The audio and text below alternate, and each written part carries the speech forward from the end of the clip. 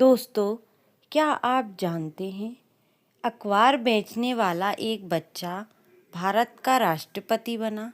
नहीं जानते होंगे, तो आइए मैं आपको बताती हूँ। दोस्तों, भारत के इतिहास में कुछ नाम ऐसे भी हैं जो सिर्फ व्यक्ति नहीं बल्कि लोगों के लिए प्रेरणा बन जाते हैं। जैसे डॉक्टर एपीजे अब्दुल कलाम उन्हीं में से एक थे जो अपने देश के लिए कुछ करके दिखाना चाहते थे। वह एक साधारण से परिवार का लड़का जिसने मेहनत, ईमानदारी और बड़े सपनों के दम पर देश का सर्वोच्च पद हासिल किया। दोस्तों, वह बच्चा कोई और नहीं बल्कि डॉक्टर एपीजे अब्दुल कलाम ही थे। उनका जीवन बहुत संघर्षों से भरा हुआ था।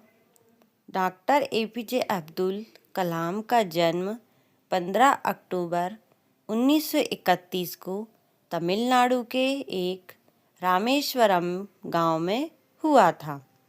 उनका परिवार बहुत साधारण और आर्थिक रूप से कमज़ोर था।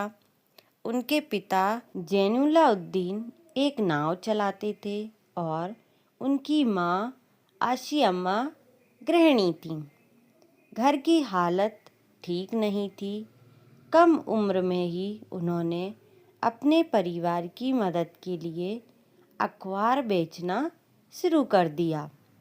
सुबह 4 बजे उठते, नमाज पढ़ते, फिर अखबार बांटते और उसके बाद स्कूल जाते। दोस्तों, वह बहुत गरीब थे, लेकिन उनके अंदर सीखने की आग थी।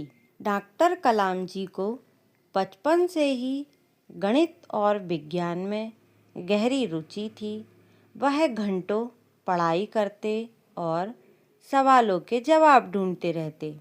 उन्होंने सेंट जोसेफ कॉलेज से भौतिकी की पढ़ाई की और बाद में मद्रास इंस्टीट्यूट ऑफ टेक्नोलॉजी से एरोनॉटिकल इंजीनियरिंग की डिग्री ली।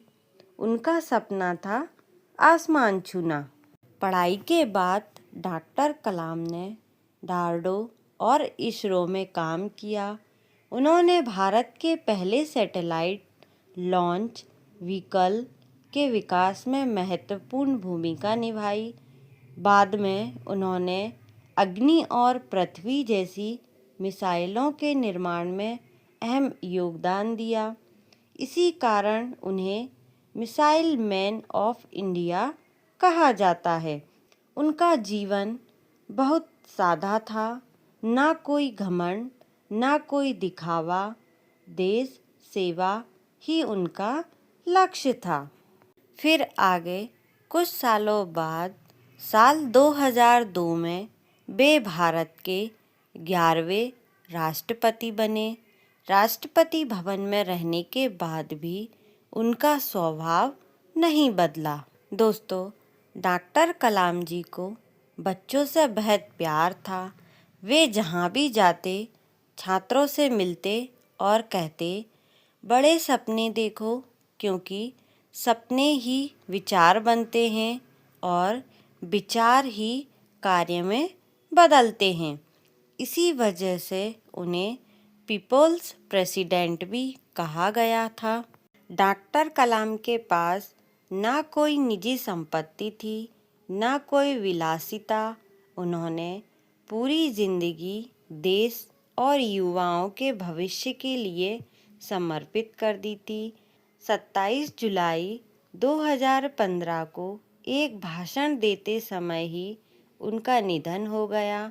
आखिरी सांस तक वे युवाओं को प्रेरित करते रहे। दोस्तों, डॉक्टर कलाम जी हमेशा कहते थे, गरीबी कभी भी सफलता की रुकावट नहीं होती है। बड़ा सपना देखना जरूरी है। मेहनत और ईमानदारी हमेशा रंग लाती है। सादगी इंसान को महान बना देती है।